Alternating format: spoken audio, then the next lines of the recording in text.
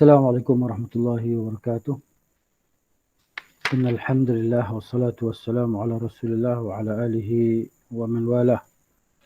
رب اشرح لي صدري ويسر لي أمري واحلل عقدة من لساني يفقه قولي.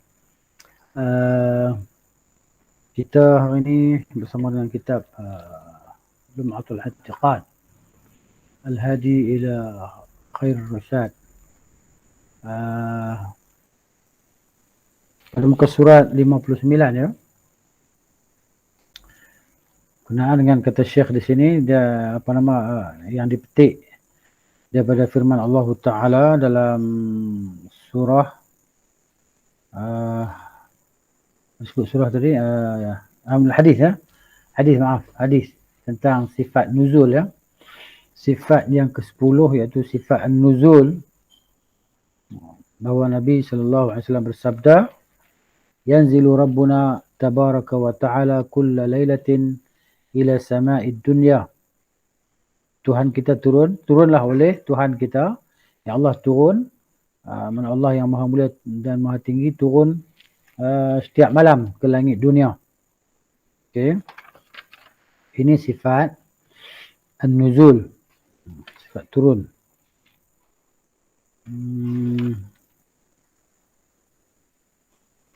Baik ya, kita tengok huraian ya.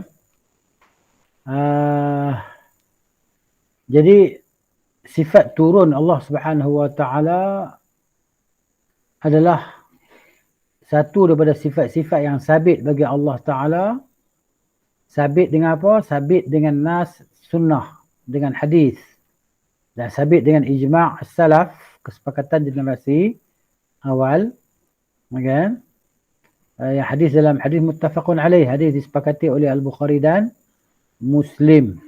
Yanzilu rabbuna ila as-sama'id dunya, Tuhan kita turun ke langit dunia, hina yabqa thuluthul lail akhir, ketika tinggal baki sepertiga malam yang terakhir.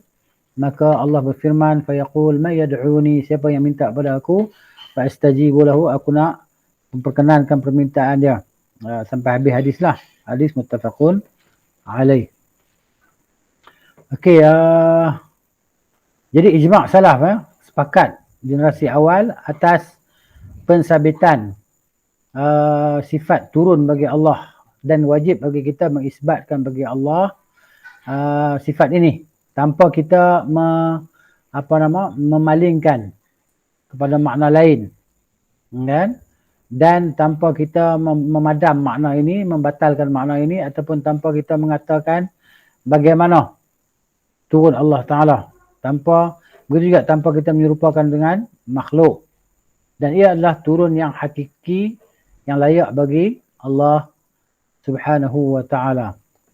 Adapun ahli ta'til, mereka yang membatalkan sifat ini, yang menolak sifat ini kerana dakwaan mereka menyerupai makhluk, mereka tak bertukar makna turun dengan makna yang turunnya adalah perintahnya, ataupun yang turunnya adalah rahmatnya, ataupun yang turunnya adalah malaikat daripada para malaikatnya. Dan kata Syekh, kita tolak perkataan mereka, pendapat mereka dengan kaedah yang keempat yang disebut di awal kitab dulu, kitab syarah Syekh Ibn Utsaimin, bukan kitab ni lah, kitab syarah bagi Lum'atul I'tiqad oleh Syekh Ibn Utsaimin rahimahullahu ta'ala. Maka kita tolak pendapat mereka dengan kaedah yang keempat. Pada kaedah yang keempat, iaitu ada 3 elemen lah, ataupun lebih daripada 3 elemen, mana pendapat mereka menyalahi nas yang zahir lah. Pendapat mereka menyalahi nas yang zahir, kan? Makna zahir. Pendapat mereka menyalahi makna zahir bagi nas. Itu yang pertama. Yang keduanya, kita tolak mereka dengan kita mengatakan bahawa pendapat mereka menyalahi generasi salaf lah, menyalahi para sahabat radhiyallahu ta'ala anhum, kerana para sahabat tidak pernah menukarkan makna itu. Mereka hanya beriman, menerima dan memahaminya kaifiat serah pada Allah. Maknanya mereka tahu, mereka faham.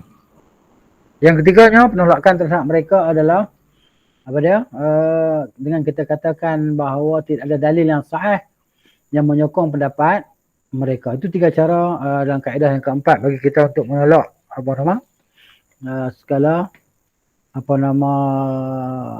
tanggapan ataupun kepercayaan i'tiqad ahlul ta'til ataupun ahlul kalam ini. Ta'til mereka yang membatalkan sifat Allah Subhanahu wa taala. Mungkin kita boleh pergi kepada huraian yang lebih luas lagi, apa yang disyarahkan juga oleh Syekh Ibn Utsaimin rahimahullahu taala dalam kitab dia Aqidah Ahli Sunnah wal Jamaah, ataupun syarah kepada Aqidah Ahli Sunnah wal Jamaah yang ditulis oleh Syekh juga, yakni Syekh Muhammad bin Saleh Al Utsaimin rahimahullahu taala rahmatan wasi'ah. Ketika dia menghuraikan sifat turun bagi Allah, dia kata, dan kita beriman dengan hati kita, dan kita beriktikad demikian itu, bahawa ia adalah hak yang hakikatnya, kan? Hak dia adalah benar, dia adalah kebenaran. Turun Allah Ta'ala itu adalah kebenaran di atas hakikatnya yang Allah Ta'ala maha mengetahui. Kenapa? Kerana Nabi Muhammad SAW adalah orang yang paling kenal Allah Ta'ala, yang paling mengetahui dengan Allah Subhanahu Wa Ta'ala, dan paling jujur manusia perkhabarannya ataupun apa yang diceritakan, apa yang dia sampaikan. Dan wa ahsanun nasi hadisan, manusia yang paling baik percakapannya, penyampaiannya. Yang mana baginda telah menjelaskan dengan sifat nuzul ini, sifat turun ini tentang Tuhannya, bahawa dia, yakni Allah Azza wa Jalla, turun ke langit dunia setiap malam ketika yabqa thuluth al-akhir min al-lail, ketika tinggal lagi sepertiga malam yang terakhir.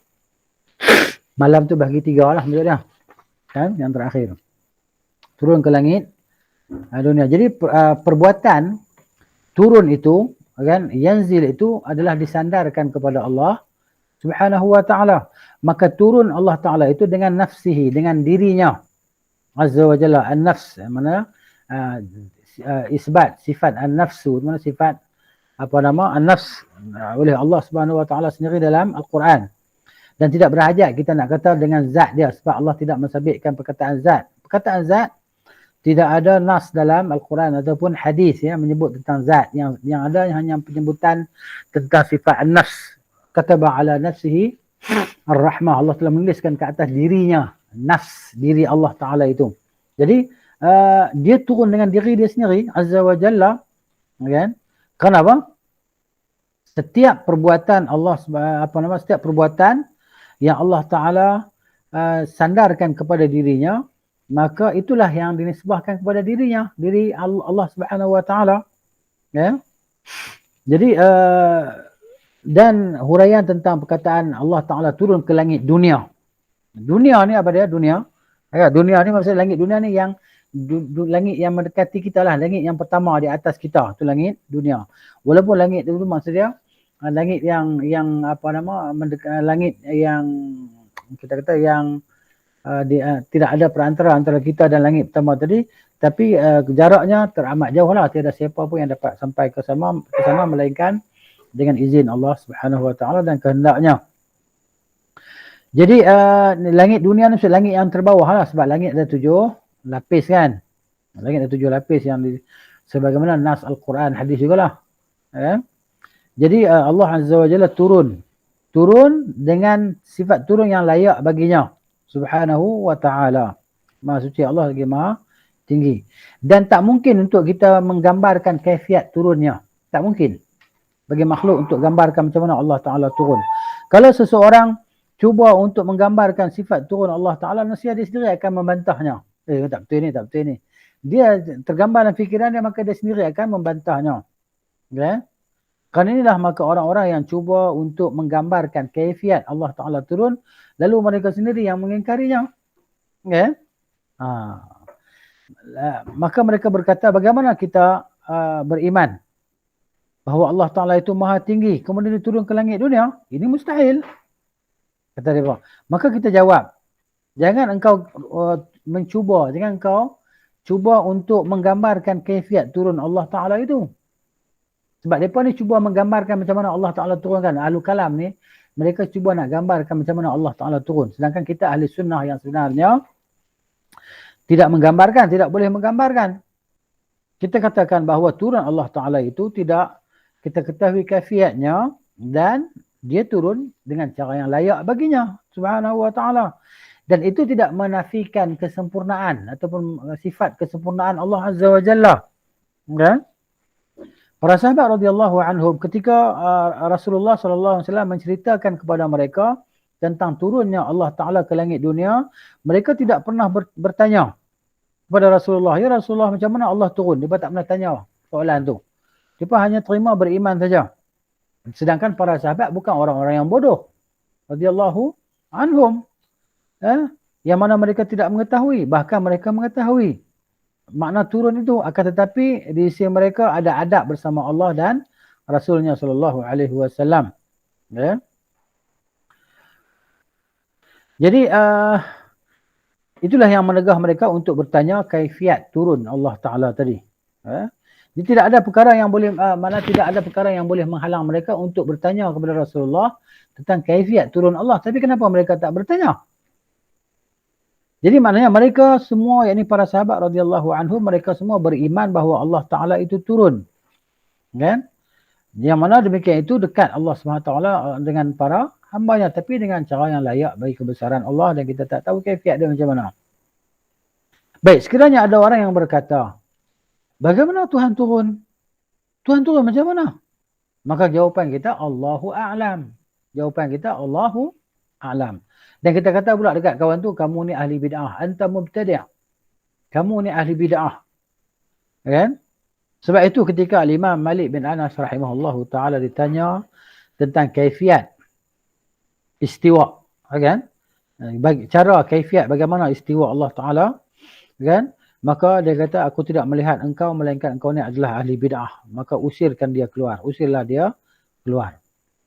Jadi, bila Allah Ta'ala kata turun, maka kita katalah Allah turun. Maka jangan kita kata macam mana dia turun. Jangan kata Allah kata turun, Nabi kata Allah turun, cukuplah dekat tu jelah. Jangan tanya macam mana Allah turun. Ya? Kerana Rasulullah SAW telah menjelaskan kepada kita bahawa Allah tu turun, dan Rasulullah tidak menjelaskan kepada kita bagaimana Allah turun. Dan kalau benda tu baik, nescaya Rasulullah SAW akan jelaskan kepada kita kaifiatnya. Jadi Rasulullah pun tak tahu kaifiat dia macam mana. Begitu. Kemudian Syekh kita lagi, Syekh Ibn Utsaimin kita rahimahullahu ta'ala dalam kitab Syarah Aqidah Ahlussunnah wal Jamaah sebagai menguraikan bagaimana turun ini, ya kan?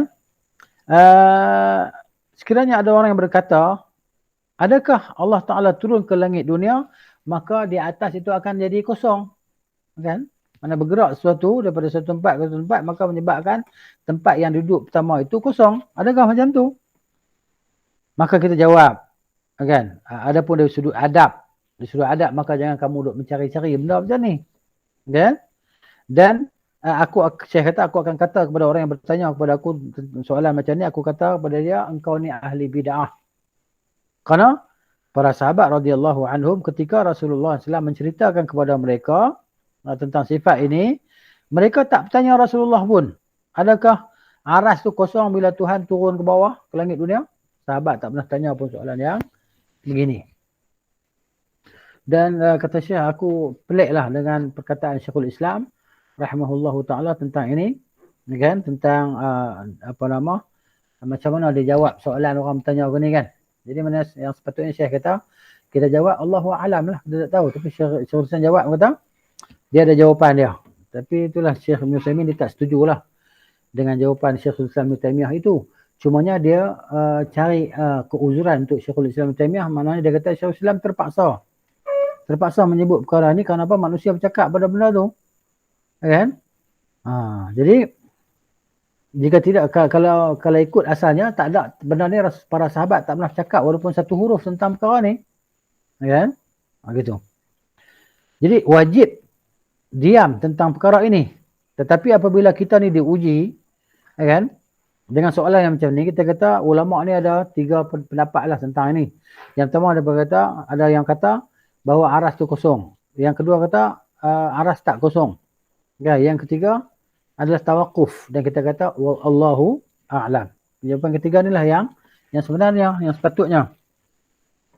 Jadi Syekhul Islam rahimahullahu ta'ala Ibn Taimiyah dia cenderung kepada pendapat bahawa aras tu, mana Allah Ta'ala tu di aras tu tidak kosong. Kan? Kenapa? Kerana Allah Subhanahu Wa Ta'ala menyebut tentang istiwa, dan Allah tidak membuat pengecualian tentang istiwa itu pada satu waktu daripada waktu-waktu tertentu.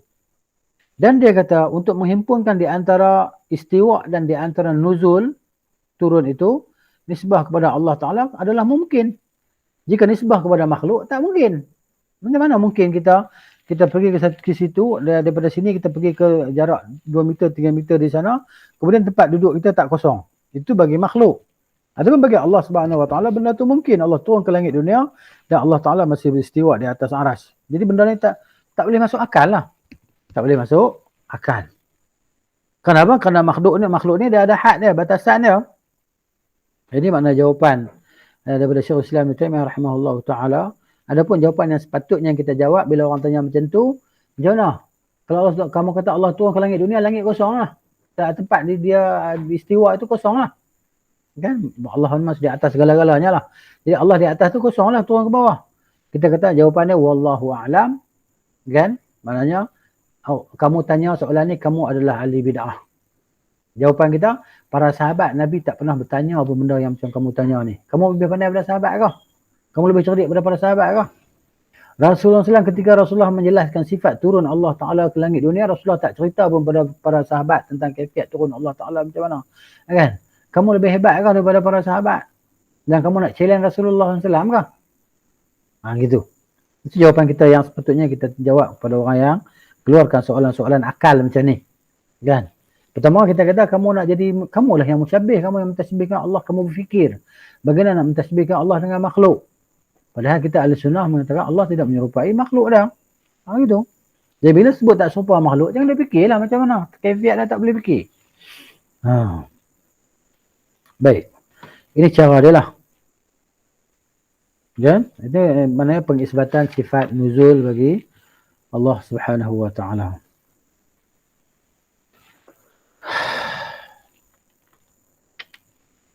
Ya. Begitu juga maknanya cerita berkenaan dengan kiranya dia kata di sini sebagai faedah tambahan lah.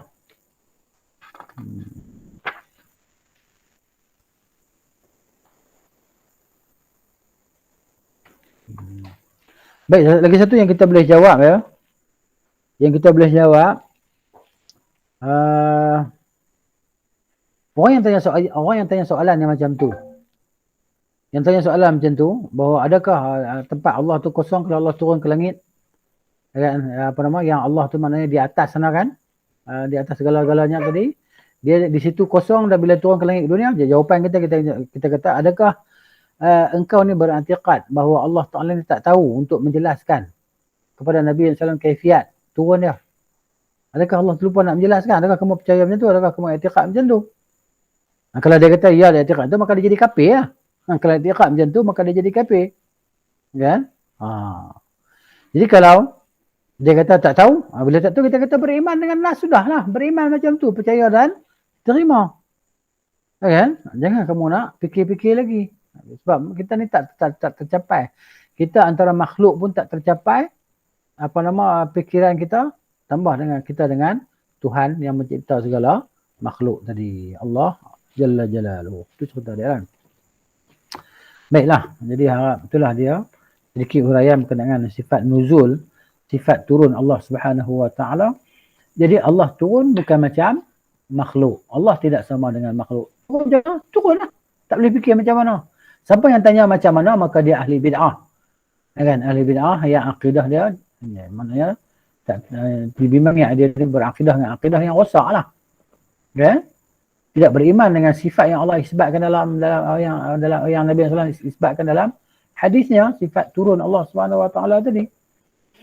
Gitu. Kan? Habislah kita tentang sifat turun tadi. Okay, ada soalan tak sekarang ni?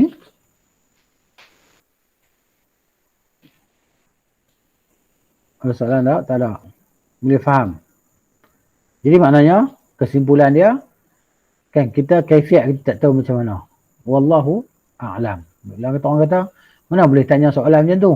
Bila kamu tanya soalan macam tu, kamu telah melakukan satu dosa bid'ah yang tak pernah dilakukan oleh para sahabat radhiyallahu anhum. Bertanya dengan soalan seperti yang kamu tanya soalan ini. Jadi kan kita tanya balik, adakah kamu i'tiqad bahawa Allah Ta'ala terlupa nak cerita dekat Nabi kaifiat tu. Kalau dia kata dah aku tak i'tiqad macam tu. Kalau dia kata aku tak i'tiqad macam tu, maka dia jadi kafir lah. Kalau dia kata aku tak i'tiqad macam tu, kita kata sudahlah. Berimanlah dengan apa yang Nabi sebut, sudahlah. Apa nak sabuk kepala, nak fikir-fikir benda-benda yang tak terjangkau oleh akal. Mudah ke tak mudah? Mudah saja. Jadi maknanya boleh disebabkanlah bahawa Allah tak sama dengan makhluk, sifat-sifat dia tadi. Sifat turun dia, begitu juga sifat hidup Allah Ta'ala, sifat kalam Allah Ta'ala, semua sifat kesempurnaan tadi tidak sama dengan makhluk. Begitu. Kalau sifat kesempurnaan itu, kalau sifat, maknanya sifat-sifat kita panggil kesempurnaan diisbatkan kepada makhluk, maka segala sifat kesempurnaan itu lebih aula, lebih utama diisbatkan kepada Allah Subhanahu Wa Taala dengan cara yang layak bagi kebesaran Allah Subhanahu Wa Taala tadi. Itu cerita dia. Baik, sifat yang seterusnya yang disebut dalam hadis, Nabi SAW menyebut bahawa ya'jabu rabbuka minasyab laysat lahu sabwatun. Ya. Tuhan engkau kagum kepada pemuda yang tidak cenderung kepada kemaksiatan. Ya. Jadi sifat kagum, sifat takjub. Ya, sifat takjub. Jadi maknanya di sini pengisbatan sifat takjub, kagum bagi Allah Subhanahu Wa Taala. Jadi mana dia kalau kita sifat ni maknanya Allah Taala macam makhluk, makhluk pun kagum juga. Jadi mana mudah ya, yang layak bagi kebesaran Allah Taala macam tu, kaifiat dia kita tak tahu.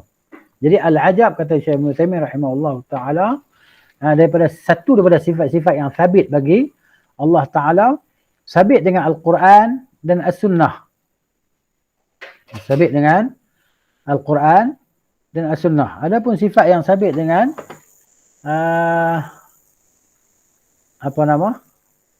Al-Quran adalah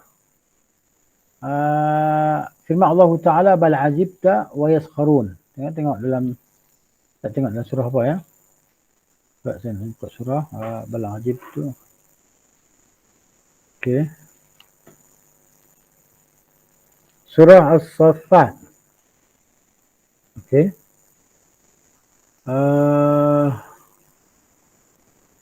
Ayat 12.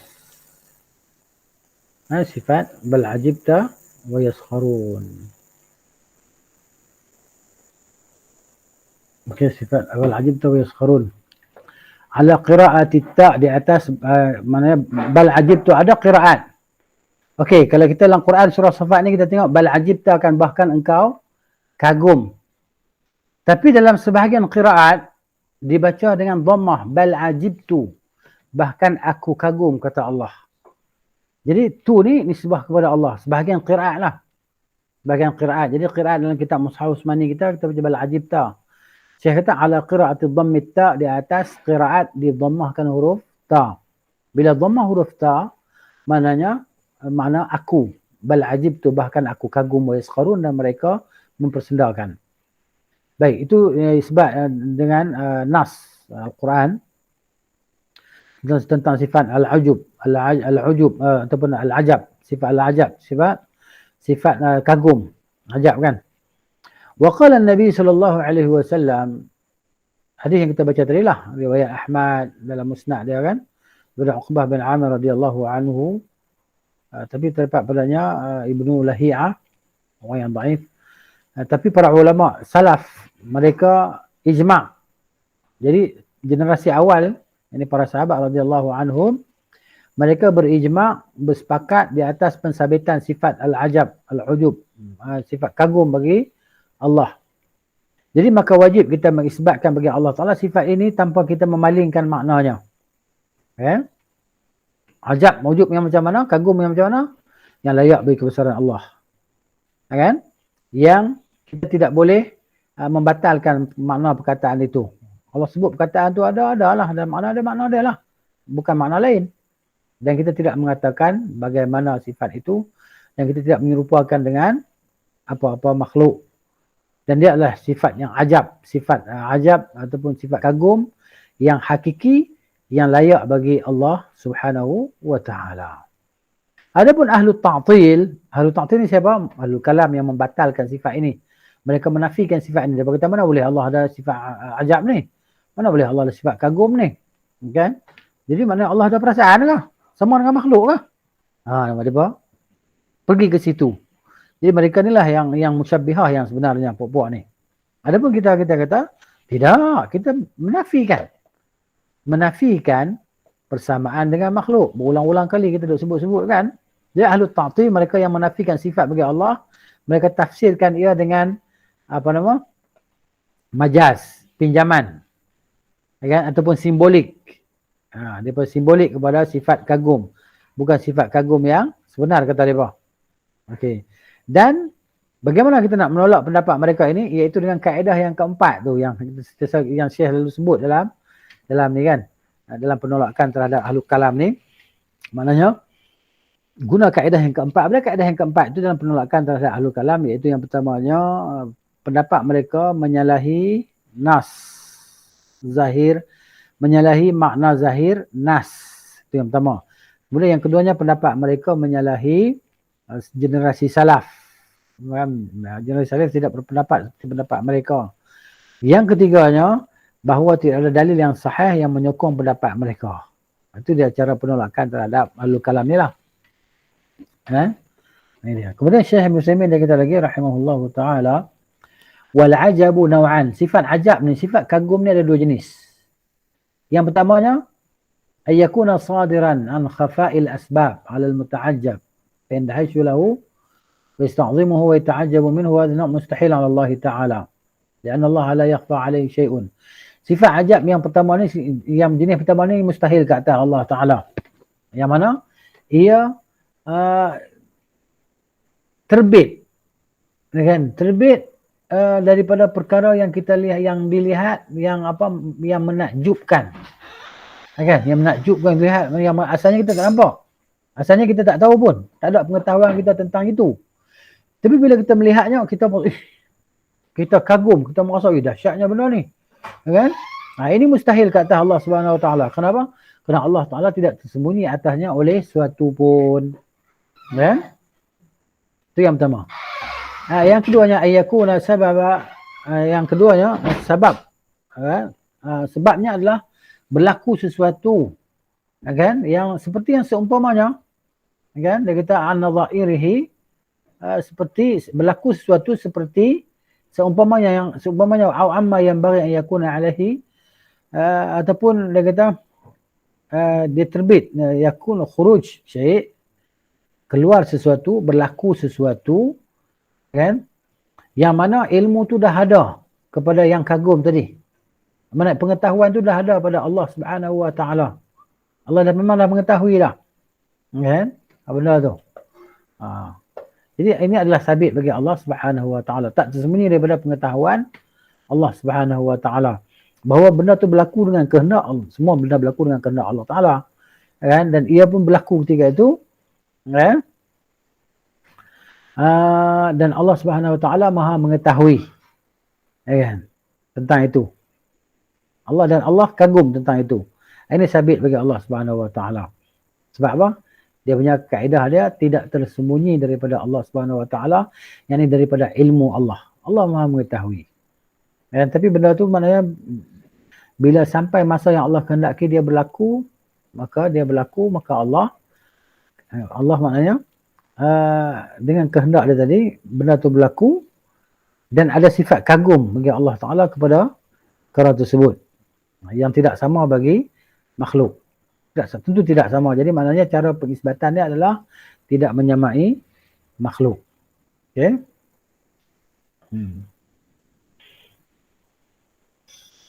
Jadi penjelasan yang macam itulah. Jadi Allah Ta'ala maknanya, kalau kita kata, kalau sifat kagum yang ada pada makhluk ni, bahawa kita tak pernah tahu benda tu kan. Kita tak pernah tahu pun benda tu. Tak ada dalam ilmu kita, tak ada dalam pengetahuan kita.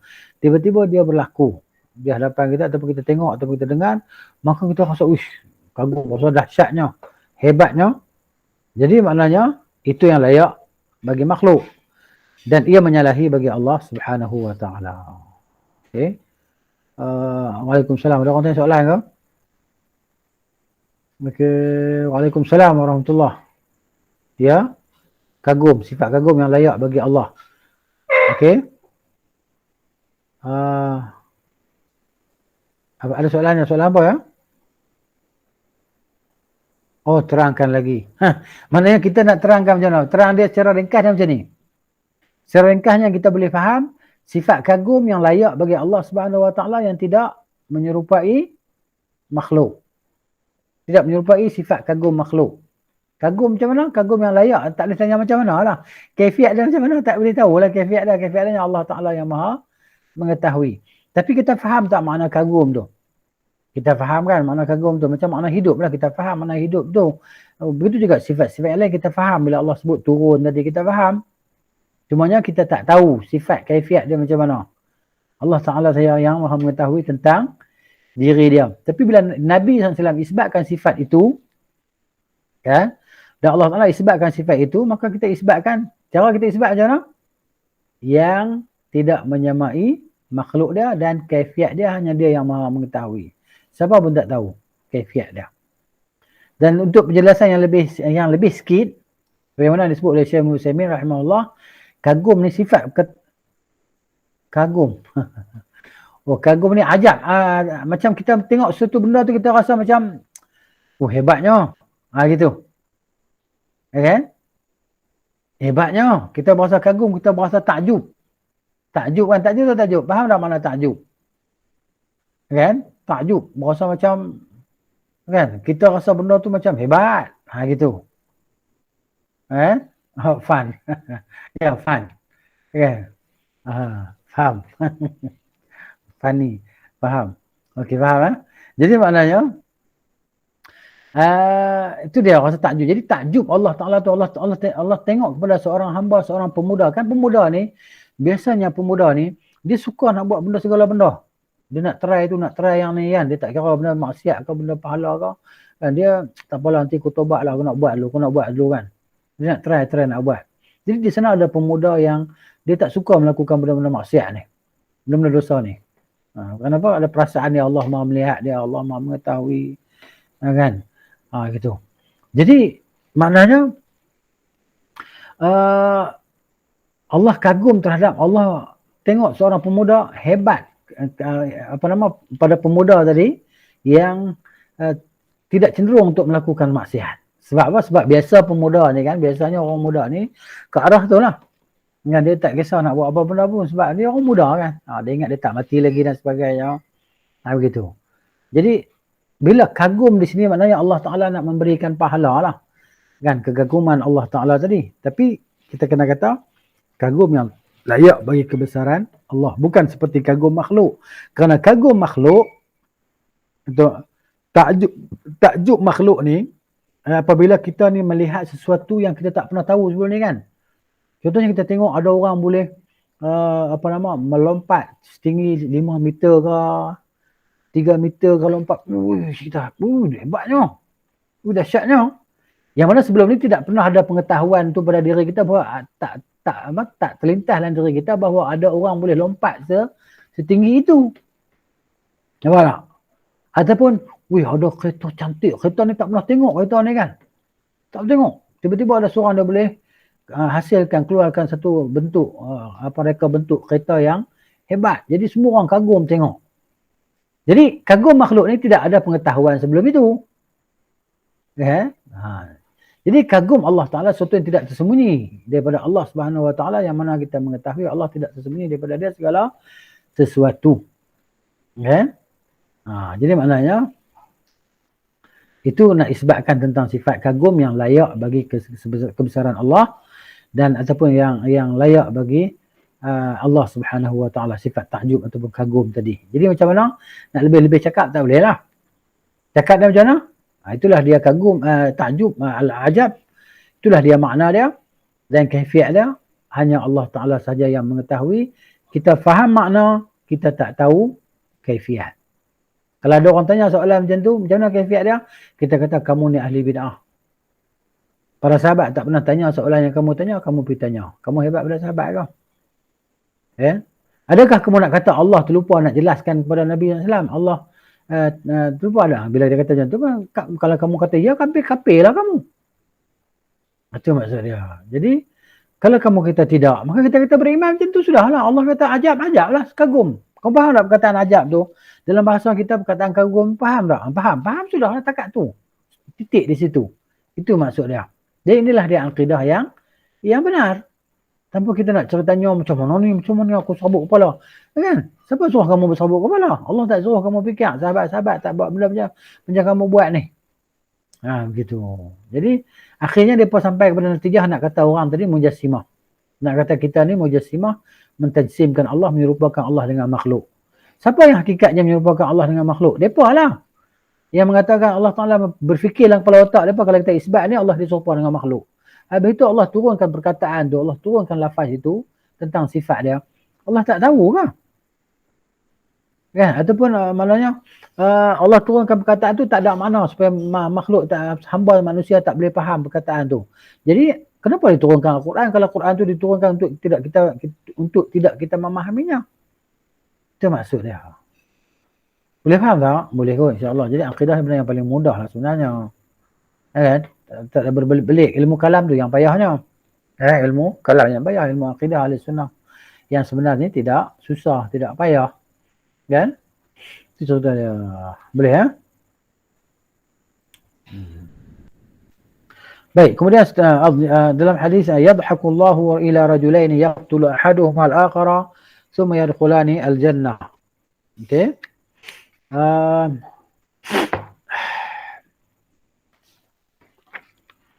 Mana dia?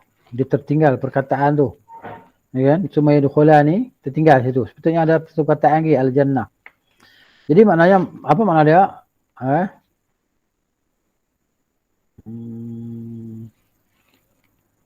Oh dia bukan tinggal, mana sebelah muka surat sebelah. Muka surat sebelah. Kan? Tapi makna dia ditulis tak? Makna di sebelah ni, muka surat sebelah ni. Oh, dia confused sebab dia muka surat sebelah menyebelah kan. Muka surat sebelah tu makna dia. Saya baca yang matan dia.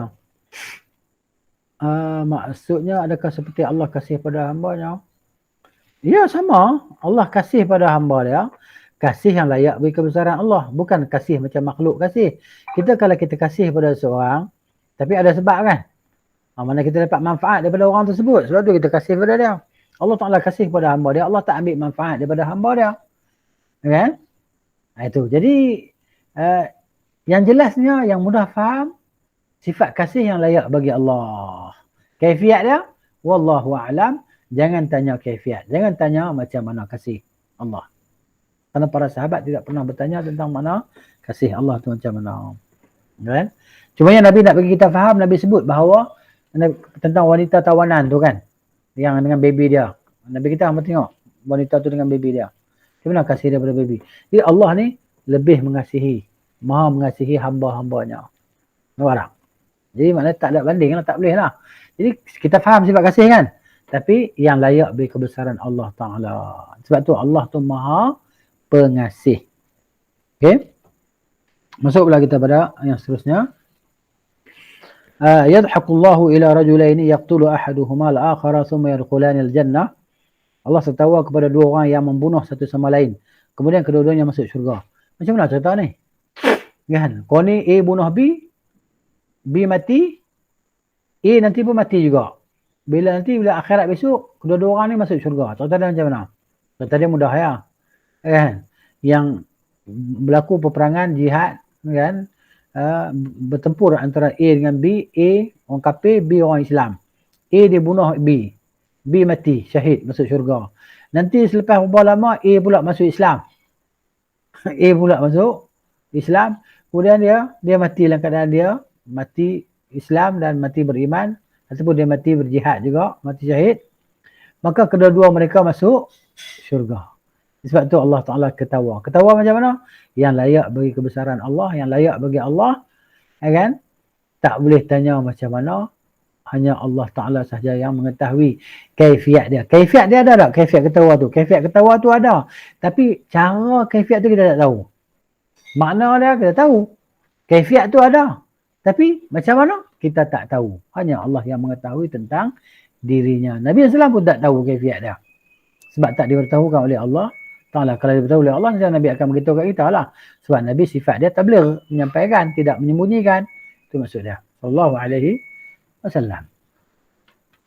Jadi sifat ketawa adalah satu daripada sifat-sifat yang sabit bagi Allah Ta'ala. Sabit dengan sunnah. Sunnah dia dengan hadis lah. Dan ijma' salaf. Kesepakatan generasi awal. Qala Nabi sallallahu alaihi wasallam, yadhaku Allah ila rajulain yaqtulu ahaduhuma al-akhara fayadkhulani al-jannah. Kan? Makna tadi lah. Dan tamam hadis, keseluruhan hadis itu yuqatilu hadza fi sabilillah. Seorang ni yang mati ni dia berperang di jalan Allah, yang seorang lagi lalu dia terbunuh, fayuqtalu, lalu dia terbunuh, thumma yatubullahu 'ala al-qatil, maka kemudian Allah Taala memberi hidayah kepada orang yang membunuh itu, dia masuk Islam, kan dia pun berperang, fayastashhidu, lalu dia pun mati syahid juga. Kan? Kedua-duanya masuk syurga. Hadis muttafaqun alaih. Jadi ijma' salaf, kan, mana itu hadis ni ijma' salaf lah, ijma' generasi awal atas penisbatan pengisbatan sifat ketawa bagi Allah. Maka wajib isbat bagi Allah Ta'ala tanpa kita mentahrifkannya, memalingkan pada makna lain, dan tanpa kita membatalkan makna dia, dan tanpa kita mengatakan bagaimana, dan tanpa kita menyerupakan dia dengan makhluk dia. Dan dia adalah ketawa yang layak, hakiki, yang sebenar, yang layak bagi Allah Ta'ala. Adapun ahli ta'til, mereka menafsirkannya dengan memberi pahala. Allah mengendaki untuk memberi pahala. Kan? Mereka tak mau terima, tak mau sebut perkataan Allah ketawa. Bila Allah ketawa, terbayanglah ketawa tadi kan. Jadi kita kata mana boleh bayang macam tu. Kaifiat dia kita tak tahu. Jadi kita tolak ke atas mereka dengan menggunakan kaedah yang keempat tadi. Jadi Syekh ni ulang-ulang kaedah ni, cara penolakan terhadap alul kalam lah. Kalau orang duk panjang-panjang cerita, panjang-panjang cakap dan sebagainya, kita kata baik. Perkataan yang kamu ucapkan ini, kan? Yang kamu kata ini menyerupai makhluk yang mujassimah lah sebagainya, kita kata apa?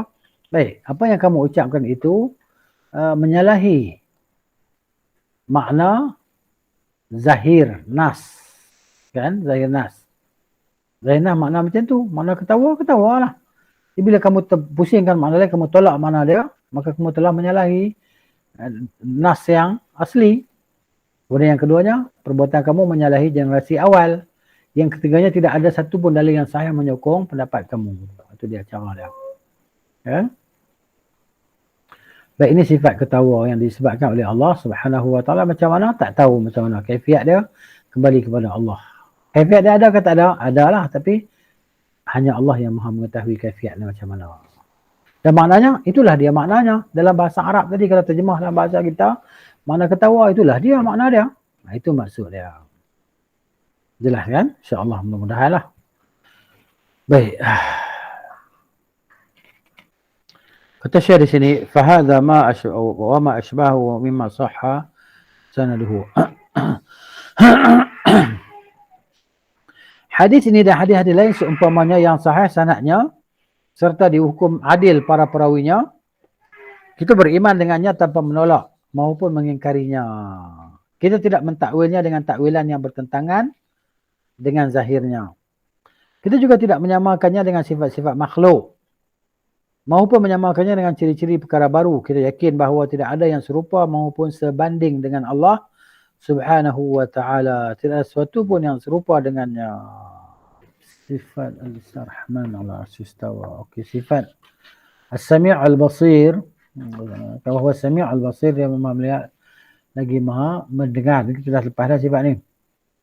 Wa kullu ma nukhayyilu fi dhihni, apa jua yang dikhayalkan dalam fikiran atau yang terlintas dalam benak, maka sesungguhnya Allah berlawanan dengannya. Tak sama. Kan? Jadi apa yang terlintas dalam kepala otak kita ni, bukan Tuhan, bukan Allah. Begitu. Dan antaranya adalah firman Allah Ta'ala, Ar-Rahmanu 'alal 'arsy istawa. Okay? Tuhan yang Maha Pengasih itu di atas arash dia bersemayam. Okay? Maknanya bukan duduk berkat di aras tu, maknanya itu tak boleh bayang dalam kepala otak kita, makhluk kan.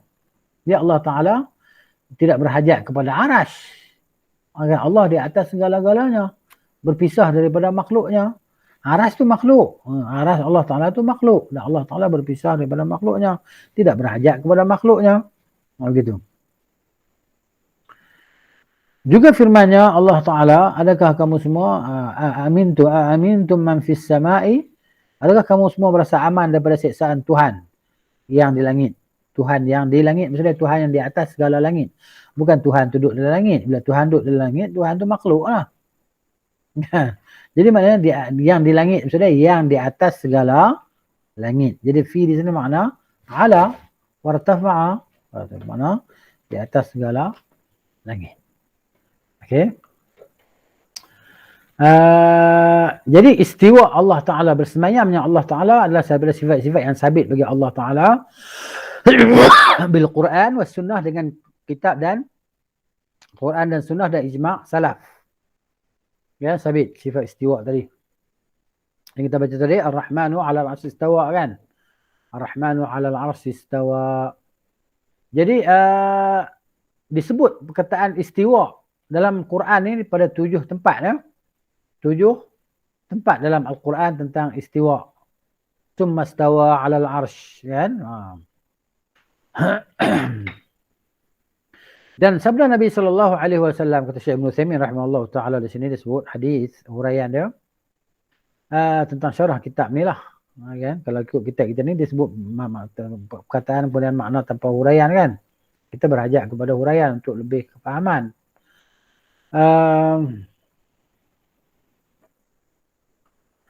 Baik, Nabi SAW bersabda, Inna Allah lamma qada al-khalqa, sesungguhnya Allah Subhanahu Wa Taala ketika Allah Taala telah selesai penciptaan makhluknya, kataba indahu fawqa arsyihi, ya, dia tulis ketentuan dia terhadap makhluk dia di sisi dia di atas arasnya. Inna rahmati sabaqat ghadabi, sesungguhnya rahmatku, Allah kata, mendahului kemurkaanku. Sebab tu manusia ni buat macam-macam dosa maksiat atas muka bumi ni kan. Allah Ta'ala masih merahmati mereka, Allah tidak menyiksa mereka, Allah bagi peluang lagi. Kalau ikut memang Allah murka kepada maksiat dan dosa. Tapi Allah tidak mendatangkan lagi siksaan dia. Allah bagi kepada manusia di peluang untuk bertaubat dan kembali kepada dia. Hadis riwayat Al-Bukhari. Dan sabda Nabi SAW pada apa yang baginda riwayatkan, apa yang diriwayatkan oleh Al-Imam Abu Daud dalam kitab Sunan ya, kitab hadis ya. Inna ba'da ma baina sama'in ila sama'in, ya, sesungguhnya bu'du, Nabi kata, inna bu'da ma baina sama'in ila sama'in, sesungguhnya jarak jauh di antara satu langit dengan satu langit yang lain yang di atas dia, imma wahidatun au isnatani au thalath wa sab'una sanah, sama ada 71 tahun ataupun 72 tahun ataupun 73 tahun. Kan hadis tu. Sampailah kepada sabda Nabi sallallahu alaihi wasallam, Nabi kata pada arash, berkenaan dengan arash. Baina asfalihi wa alahu, di jarak di antara bawah arash dan yang teratas daripada arash itu, mislama baina sama'in ila sama'in, seperti jarak di antara langit ke langit. Kemudian Allah Ta'ala di atas segala itu. Kan? Kemudian Allah Ta'ala fauqa dzalika, di atas segala semua itulah. Kan? Di atas segalanya, di atas langit dan di atas arasnya. Di atas, begitu. Hadis juga dikeluarkan oleh At-Tirmizi dan Ibnu Majah. Dan padanya ada illah, kecacatan yang telah dijawab oleh Ibnu Qayyim rahimahullah ta'ala tentang kecacatan itu dalam kitab Tahdzib Sunan Abi Dawud lah. Dan ijma' salaf, generasi awal mereka bersepakat di atas penisbatan sifat ataupun pengisbatan sifat istiwa bagi Allah Subhanahu Wa Taala di atas arasnya, dan wajib kita mengisbatkannya tanpa tahrif, tanpa ta'til. Tahrif ni pada saya dah ulang kan, iaitu memalingkan makna daripada maknanya, dan ta'til membatalkan makna dia atau membatalkan lafaznya, dan takyif tidak membagaimanakan dia, tidak menyatakan, menanyakan bagaimana, tidak menyebut bagaimana, wala tamthil, dan tidak membuat misal, perumpamaan atau perserupaan dengan makhluk dia. Dan ia adalah istiwa yang hakiki bagi Allah Subhanahu wa taala, yang makna istiwa itu adalah al-ulu wal istiqrar. Maknanya tinggi dan tetap di atas cara yang layak bagi Allah Subhanahu wa taala. Adapun ahlu ta'til, mereka yang membatalkan sifat ini, yang menolak sifat ini, yang mengubah makna dia, mereka takwilkan, mereka tafsirkan dengan makna menguasai. Kan? Dan kita tolak pendapat mereka dengan kaedah yang keempat itu. Apa dia? Kaedah yang keempat apa dia? Apa yang kamu kata itu menyalahi makna zahir nas. Yang kedua, apa yang kamu kata itu menyalahi generasi salaf. Yang ketiga, pendapat kamu tidak ada dalil yang sahih menyokongnya. Dan kita tambah yang keempat, saya kata di sini, tidak diketahui dalam bahasa Arab. Tak ada dalam bahasa Arab bahawa istiwa itu makna menguasai. Okay? Dan kita tambah satu lagi, penolakan ke atas mereka yang kelima, saya kata, kan? Maknanya, bila kamu kata Allah menguasai arash, maknanya sebelum ni Allah Ta'ala tidak menguasai arash lah. Jadi perkataan itu maknanya yang kamu ucap ni batil lah, salah lah. Penguasaan. Bila sebut istiwa makna penguasaan, Allah menguasai arash. Maknanya ada perebutan kekuasaan di antara Allah dan selainnya. Lalu Allah berjaya dan Allah menang dan Allah menguasai arash. Jadi pendapat yang kamu kata ni batil lah. Tanggapan kamu adalah tanggapan yang batil. Bila kamu sebut penguasaan, maka dia mesti jadi macam tu. Bahawa sebelum ni dia tidak berkuasa ataupun dia sedang menjaga hak dia daripada dikuasai oleh yang lain. Nah, ini memang batil dan salah. Begitu. Kemudian saya kata lagi di sini arash ni apa? Arash ni dari sudut bahasa adalah as-sarir al-khas bil malik. Maknanya kalau sebut arash adalah singgahsana ataupun singgahsana yang khusus bagi seorang raja. Itu dari sudut bahasa lah. Sudut bahasa ataupun dari sudut syarak.